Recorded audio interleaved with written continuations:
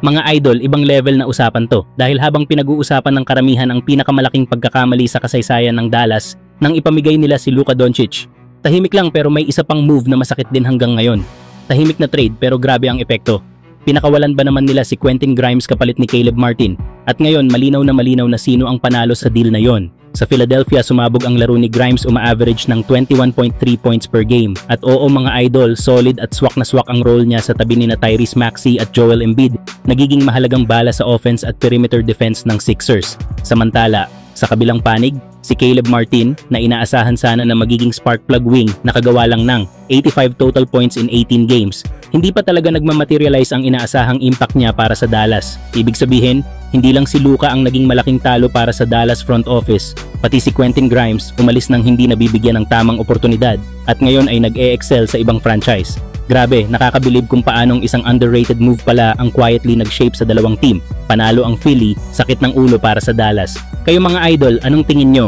Underrated ba ang naging pag-angat ni Quentin Grimes? At isa ba ito sa pinakatahimik pero pinakamalalang trade mistakes ng Dallas? Samantala, mainit ang usapan sa NBA dahil sa napakabihirang pangyayari sa standings ngayon. Bukod sa San Antonio Spurs at OKC Thunder, nag-iisa na lang ngayon ang Chicago Bulls bilang undefeated team sa Eastern Conference matapos matalo kanina ang Philadelphia 76ers.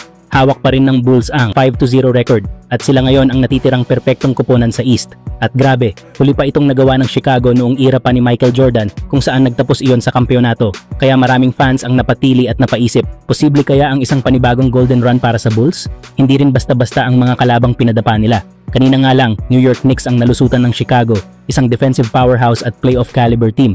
Pero Bulls pa rin ang nagdikta ng laro mula simula hanggang dulo. Malaki talaga ang epekto ng all-star level performance ni Josh Giddey na may average na 19 points, 8 rebounds at 7 assists in 5 games. Mas mature na, mas kontrolado ang laro at parang natural leader na siya ng Chicago ngayon. Idagdag mo pa ang mga role players na talagang maaasahan, kumikilos kada minuto sa court, kaya balanced at dangerous ang Bulls lineup. Samantala, matapos matalo ang Sixers, mas lalo pang tumibay ang narrative sa East. Bulls ang team to watch right now at sila ang bagong standard ng momentum sa conference. Kayo mga idol, tingin nyo ba legit contender na ang Bulls? Or maaga pa para tawaging pang championship ang grupo na to? Samantala, tahimik pero mabagsik ang usad ng Los Angeles Lakers ngayon at nasa unahan ng lahat ang kanilang superstar na si Luka Doncic na tila nakamamba mentality ngayong season. Mula nang bumalik si Luka mula sa injury, championship ang malinaw na target. Paano mo nga ba tutulungan na hamunin ang mindset na yan? Sa loob ng 3 laro, nag-average si Luka ng 45 points per game. At ang huling player na gumawa niyan, Kobe Bryant since 2007. Kaya hindi katakatakang maraming analysts ang nagsasabing may sinusunog na apoy ngayon si Luka. May gustong patunayan, may mission na tapusin.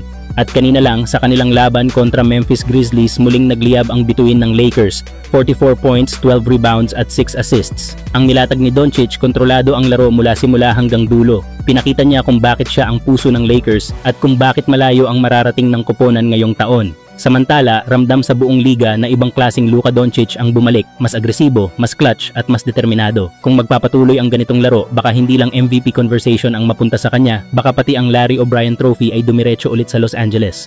Kayo mga idol, nakikita nyo ba ang Lakers na abot kamay ang titulo ngayong season dahil sa performance ni Luka?